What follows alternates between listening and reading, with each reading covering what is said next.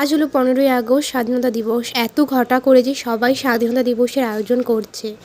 ভারত কি সত্যিই স্বাধীন?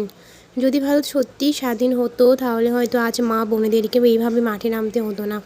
উচ্চ গলায় চিৎকার করে বলতে হতো না তারা তাদের স্বাধীনতাটা চায়। তারা চায় সন্ধে বা রাত, দিন বা ভোর সব সময় যেন তারা নিরাপদভাবে বেরিয়ে নিরাপদভাবে বাড়ি আসতে পারে।